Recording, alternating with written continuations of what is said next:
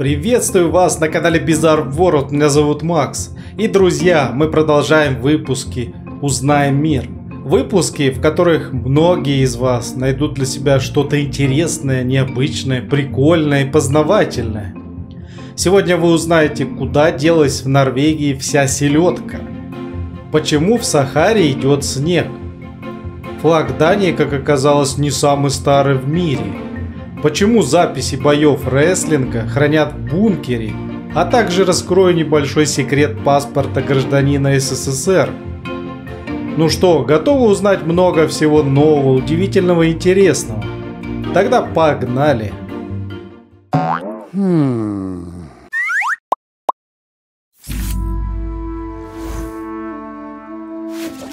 Интересные факты по географию не могут обойтись без упоминания самой большой пустыни мира с температурами, достигающими 58 градусов по Цельсию. Знаменитая пустыня Сахара в Северной Африке. Редко она становится достаточно холодной для снега, но на удивление снег и тут бывает. Представляете, в пустыне идет снег. Странно все это. Вообще температура Сахары в среднем составляет 30 градусов, но по вечерам она опускается примерно до 13 градусов. А в январе 2018 года в Сахаре третий раз за последние 40 лет выпал снег. До этого снег выпадал только в 2016 и 1979 годах. Бедные верблюды, небось, офигели от этого. Зато это по сути вода, да и не так жарко, наверное, им было.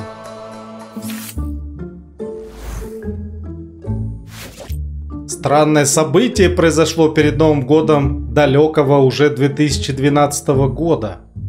Дело в том, что норвежское побережье Северного моря оказалось полностью усыпано мертвыми рыбьими тушками. Это была сельдь, она была словно выброшена на берег. Так обычно поступает другой вид рыбы, лосось, когда отметает икру. Но для сельди это не характерно, да и время для этого никак не подходит. Но самое необъяснимое, что ввергло местных жителей еще больше шок, произошло уже после Нового года, буквально через несколько дней. Когда новогодний праздник закончился, на берегу не было ни рыбешки. И это еще более странное, чем то, что столько рыбы было обнаружено на берегу мертвой. Рыбу в таком количестве и с такой огромной территории не могли попросту забрать волны. Ну и никакой транспорт погрузить ее также в таком количестве бы не смог. Тем более за такой короткий срок времени. Возможно, в Норвегии кто-то очень сильно любит рыбу и съел всю селедку. Но если серьезно, то удивительно, куда же она делась. Ответа нет и по сей день.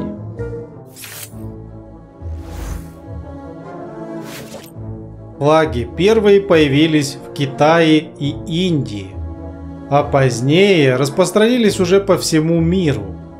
Из-за того, что флаги возникли настолько давно, невозможно выявить, какой именно был первым. Однако доказано, что Даннеброг — это старейший флаг мира, который используется до сих пор. Предположительно, с 15 июня 1219 года Даннеброг является государственным флагом Дании и служит вдохновителем для дизайна флагов других скандинавских стран. До своего официального принятия флаг в основном использовался в регионе викингов и имел треугольные края. Австрия также претендует на обладание старейшим по происхождению флагом в мире. Хотя их флаг, судя по всему, датируется 1230 годом. А вы говорите, самый старый флаг Дании. Оказывается, он где-то между Китаем и Индией. О как! А теперь давайте посмотрим несколько карт от вас, мои дорогие подписчики. Первая карта. Привет всем из Беларуси, пишет Антон. Он для нас создал интересную карту, давайте взглянем на нее. Это карта президентских выборов. Сколько президентов выбиралось за последние годы? В скобках указано, сколько выборов прошло. И ниже, когда были последние выборы и будут следующие по дате. Странно, у нас в России показано 4. То есть 2 разных, получается, Путина, что ли, было? Или как? Чего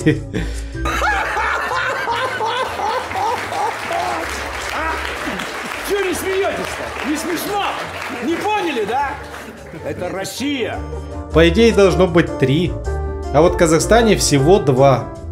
Видимо, Назарбаев и Токаев. Украина больше. 6. А вот Беларусь, все стабильно. Один-единственный незаменимый батька Лукашенко. Угу. А эту карту нам прислал Никита. Это карта бульбы, картошки. Как она распространилась в мире и где ее больше всего выращивают? Конечно же, тут лидеры Беларусь. Там больше всего картошки. На севере Украины также много. Есть в Польше и центральной части России, Черноземье. Есть также большие поля в Китае. А вот в Америке очень мало картошки. Там, видимо, в тренде кукуруза. Угу. А эту карту нам прислал сын Булат. Вы любите летать? А между прочим, это карта авиарейсов в мире. Выглядит это все завораживающе, правда? И как самолеты летают и не сталкиваются между собой. Уму непостижимо. Это заслуга диспетчеров. Они все контролируют, иначе наступила бы полная вакханалия. Все самолеты бы между собой стукались и падали. Ну а это моя карта, которую я вам сам нашел.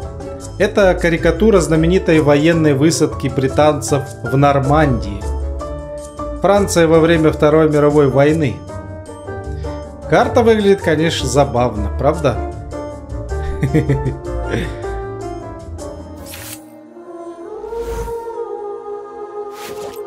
Что вы видите на этом фото?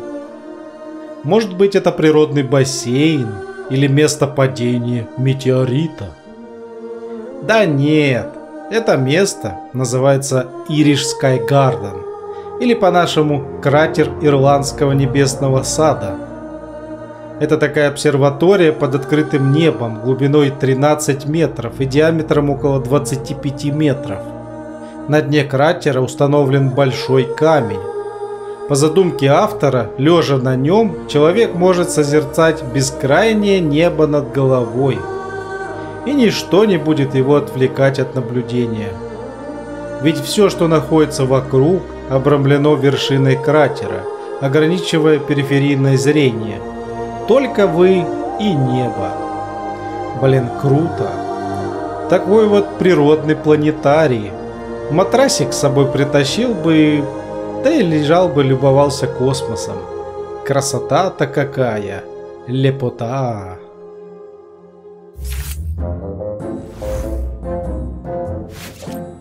После апокалипсиса из фильмов нам остается только американский рестлинг. Что за чушь, вы спросите?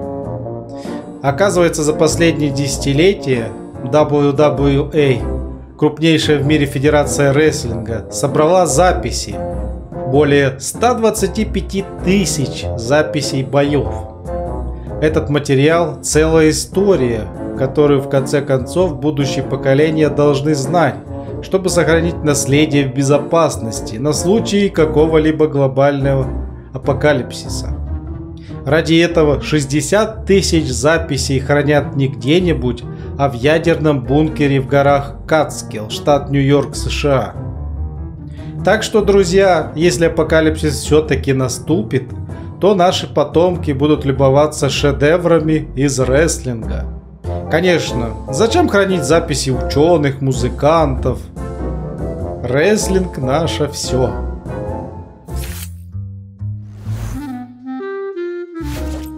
Многие ли из вас видели советский паспорт? Особенно молодое поколение.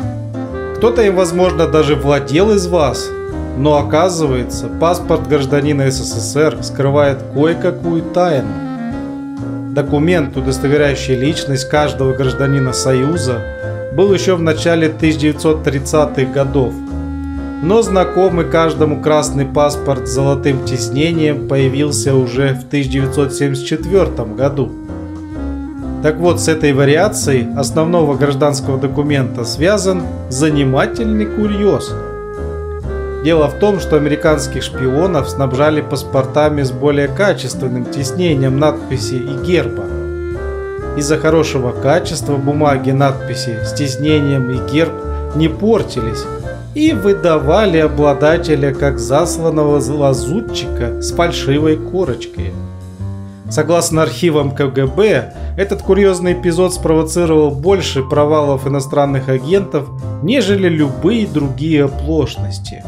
Вот такие глупые шпионы американские. Зачем такие паспорта делали качественные, а? Спалились знатно.